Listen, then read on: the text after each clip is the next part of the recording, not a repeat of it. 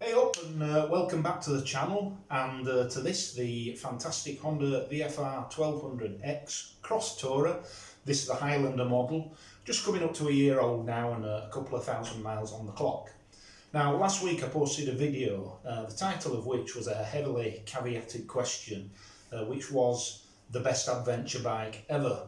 And during that ride out to Leighton Reservoir I, in broad terms, touched upon what elements of this motorcycle make it, in my view, a serious contender for that title.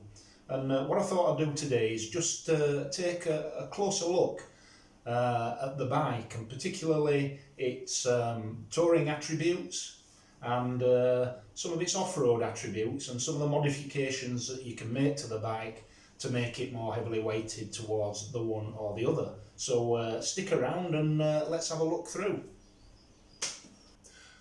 Okay, let's start by talking about the luggage.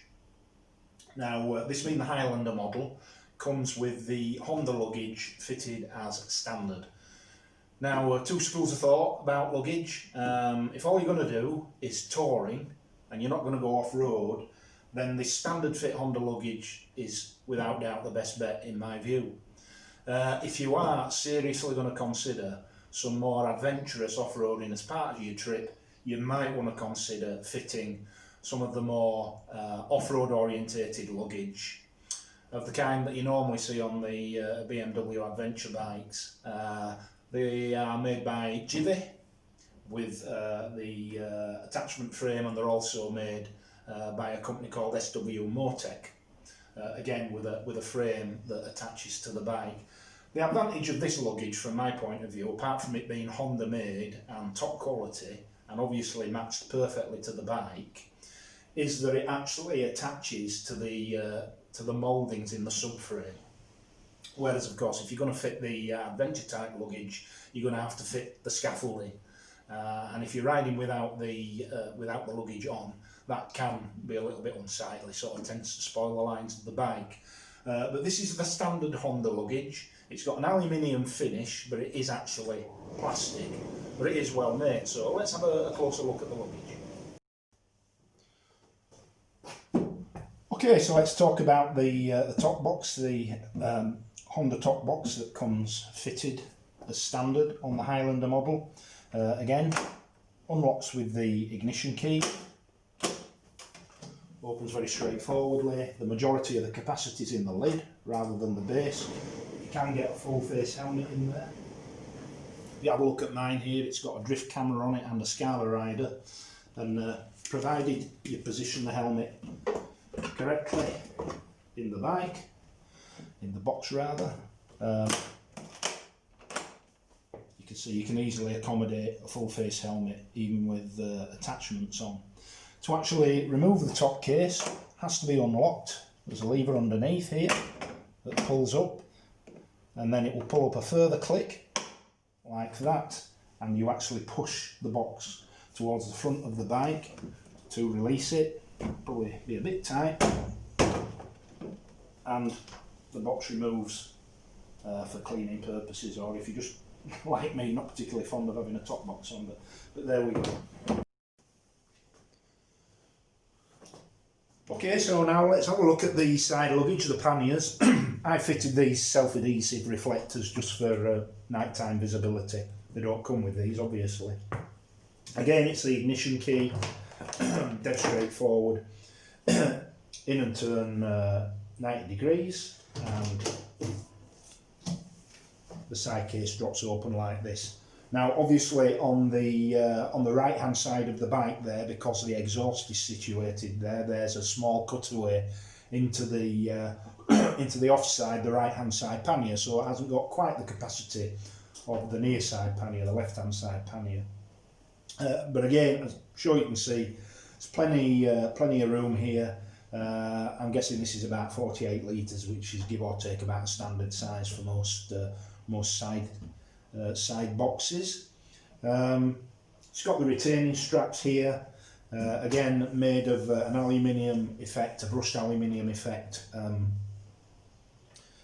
plastic, moulded plastic. It's good quality, it's got a solid feel to it. I'm told they're 100% waterproof, which is more than can be said of the BMW panniers on my old GS here just behind me. But again, room in there for plenty of gear, room again for a full face helmet. So very practical piece of kit. Now to remove the pannier, shut, unlock, and basically once you have it unlocked, there's a lever here which you pull up until it clicks, and then you just lift off the box.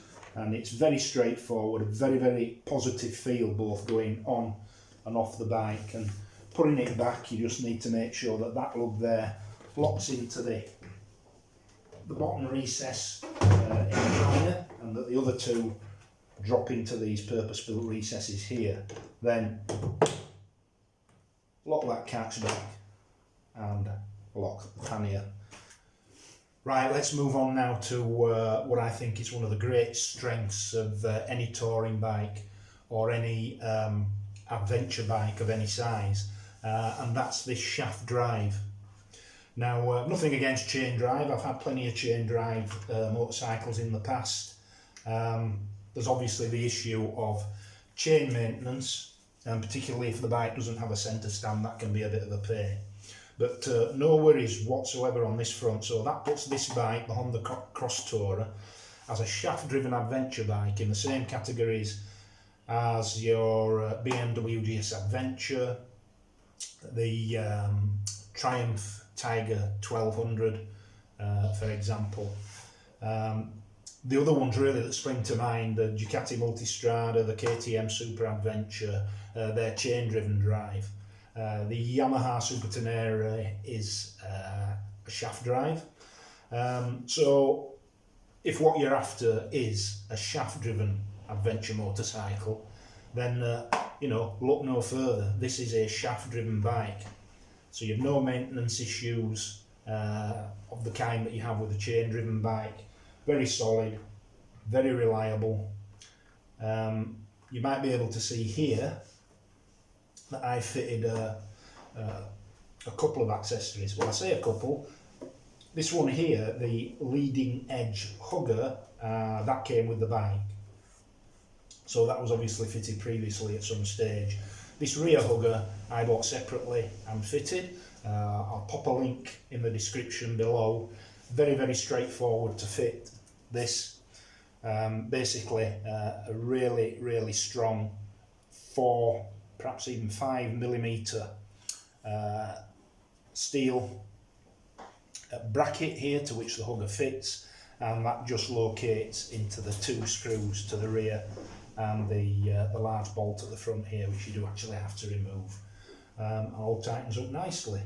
So in terms of both touring and off-road credentials, shaft drive, fit a couple of huggers, and you're good to go.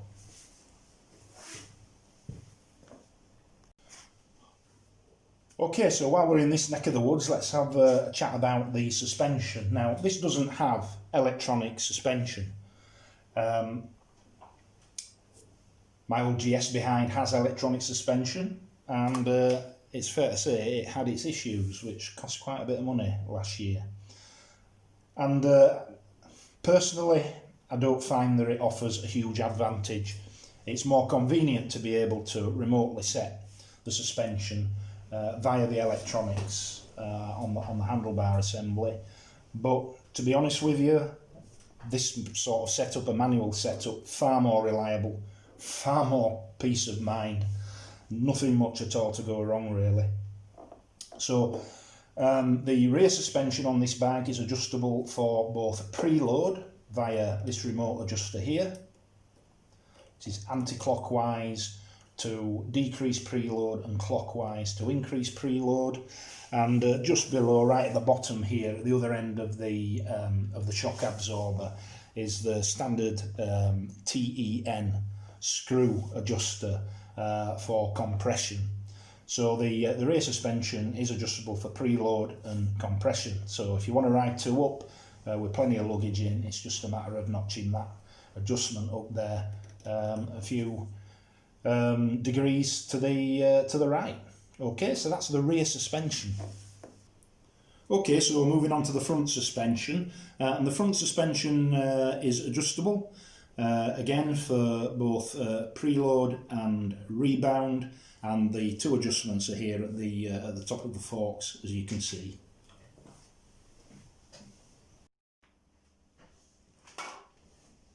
Okay then, so coming on to the screen, the 2016 onwards models of the Crosstourer have an adjustable windshield. Now, the earlier models don't, they're fixed, but you can buy something called a jivvy airflow, which is a screen that fixes on but gives you an adjustment via a secondary screen. But this is the OEM, the original screen, and it can be adjusted on the move. It's a very straightforward mechanism. You just pull this spring-loaded lever out and push down, and it brings the screen up quite a fair way, to be fair. Of course, I have this spoiler fitted, so even at 6'1" tall in the lower position, it's absolutely perfect for me. So in terms of both touring and off-road, the screen certainly on the later models is adjustable, but on the earlier models there's the option to fit an aftermarket adjustable screen from Jivvy. Okay, so let's now take a look at something else that comes standard with the Highlander model of the Crosstourer, and that's heated grips. Factory fitted Honda heated grips. They're 5-stage grips. They're activated by this button here. As soon as you press that button, the grips go on to full, and then every subsequent time you press the button, the heat goes down a stage. I have to say that even on full power, they're not the hottest grips in the world. They are adequate, but I also have heated gloves, the Gerbing heated gloves, which I can use with this bike as well. I've got the harness fitted just at the other side of the bike there. So, you know, if you have or acquire a Crosstourer that doesn't have these fitted as standard, you may wish to go down the probably better and cheaper route of the Oxford heated grips, which are very straightforward to fit. You don't even have to wire them into the ignition. You can wire them direct to the battery because they have an intelligent electronic system that actually knocks the grips off if the system detects that the bike's not running. So, but these are the factory fitted ones on the Highlander model, and as I say, I would describe them as adequate rather than outstanding, but they are there. Also, this model comes as standard with the Honda fitted handguards, but if you want something a little bit bigger, because they're not the biggest handguards in the world, then there are aftermarket versions available from makers such as SW Motec, Jivvy and others. So that's the handlebar end.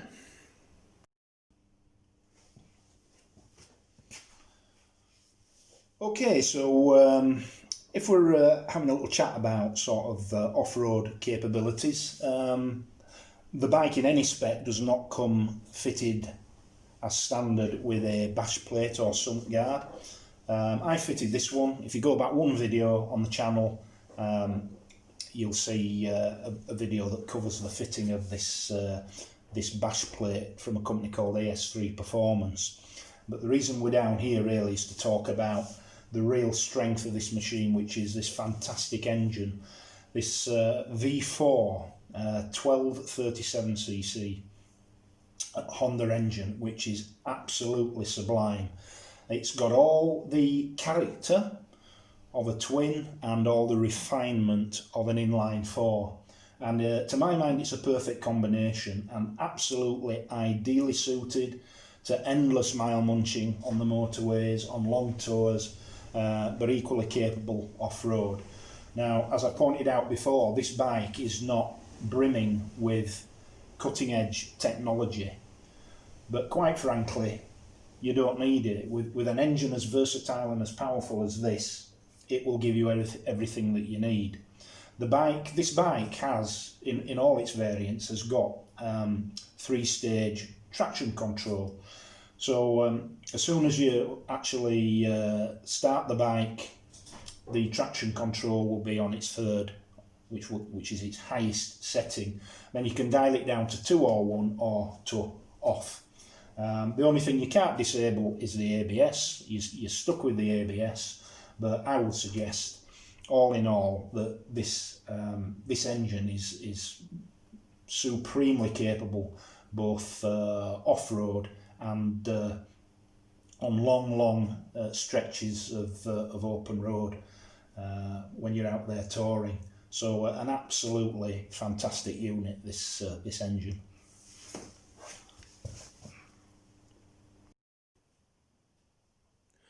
Okay, so let's talk a bit more about the traction control. The switch, the button to actually adjust the levels of traction control are here. This blanking plate is for the switch for the Honda auxiliary spotlights, should you choose to fit them.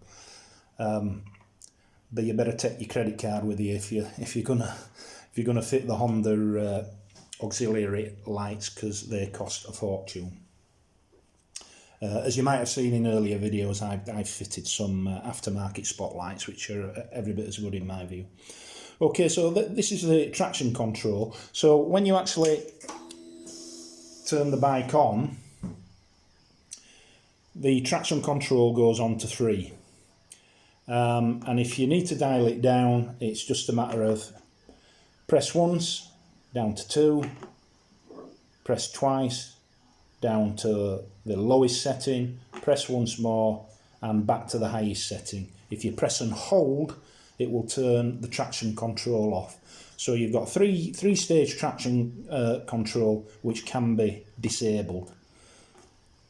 Also, while we're here, just below the traction control button, there is, don't know if you can see it there, just about, I think, the auxiliary power socket. So it's a standard, what's colloquially referred to as the cigarette lighter type 12 volt socket, and that's actually live with the ignition. So obviously that doesn't come live until the ignition's turned off.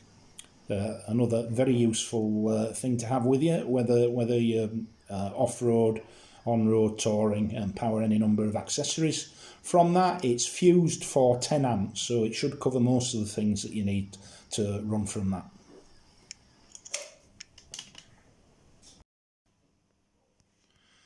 Okay, so now let's have a look at the instrumentation. Now, it's very clear and straightforward. It's not a multicoloured TFT that gives you every bit of telemetry, from your inside leg measurement to the ambient air temperature, but every bit of information you need on the run is available in a very clearly visible, simple layout. Turn the ignition on, you can see that what we have is the ABS light and the oil pressure warning light, the traction control light and the neutral indicator. The bike will also give you an indication of gear, which would appear here. This is the gear indicator, will appear here. Speedo's in the middle, odometer below, clock, temperature gauge, up here fuel gauge, and by pressing these two function buttons here, you can variously bring up things like average MPG, air temperature, and one or two other fairly basic pieces of information, but a very clear and very functional instrument display to my mind. Okay, so if we talk a little bit about switchgear now, because the fit and finish and build quality of Hondas is legendary, I mean, that first becomes apparent when you're riding the bike with the quality of the switchgear. It's none of this PCB printed circuit board flimsy feeling stuff that you get on a lot of bikes, including £20,000 BMWs, I might add. They're very, very positive, solid feeling switches. So on the left hand side here, there's a heated grip controller. Here we've got the full and low beam selector. Just forward of that is the pass flash light. The horn, very clear and obvious, and below just the standard indicator switch. They are self-cancelling indicators on this bike.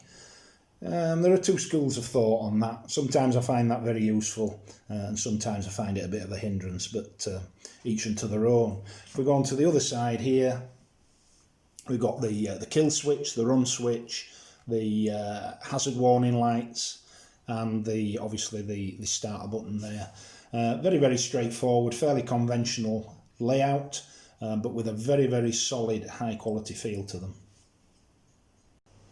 Okay, so that was just a more detailed tour of the Honda Crosstourer, the Highlander model. Now, bear in mind, now in 2020, you can buy one of these brand new if you shop around for between £10,000 and £11,000, and that price point is way below that of any of the competition. So whether you were looking for a BMW GS Adventure or a KTM Super Adventure or a Triumph Tiger or a Ducati Multistrada, you're not going to touch any of those bikes for the money that you can get this for. And this has everything that you're ever going to need, quite frankly. If your bag is long distance, comfortable touring, possibly two up, with plenty of luggage and the capacity to go off-road if necessary, this bike's got it all at half the cost of a fully spec'd up BMW GS Adventure, for example. So that's why I continue to pose the question, the best adventure bike ever. The irony is, it would appear that Honda are not going to update this bike and are not going to manufacture it as of now, 2019, 2020, which is a great shame. And you know, a source of confusion for me with Honda is in between the ridiculously unaffordable £30,000 Goldwing and the prancing, pretentious Honda Africa Twin, which I would suggest is, you know, no more an adventure bike than I am a ballerina, or rather no more a touring motorcycle than I am a ballerina, then it's a surprise that there's nothing in between those two models that would appeal to the long distance tourer. The Pan-European sadly appears to be in its death throes. Again, this bike apparently not being made in the future. So we can only hope, as I do, that Honda have something up their sleeve that's going to appeal to the the long distance touring market, and that time will tell with that. In the meantime, these are still available. They're a fantastic bike. I've had stacks of bikes over the time, all sorts of different bikes, and this is far and away the best. Okay, so I hope that was of some use. It's a personal view, but please, if you're in the market for a good large capacity engine, powerful adventure stroke tourer motorcycle, take a look at this. You won't be disappointed. Okay, once again, thanks for watching the channel. Thanks ever so much to those people that have recently subscribed. And if you like what you see, please click a like, and I'll see you in the next one. Okay, cheers. Take care.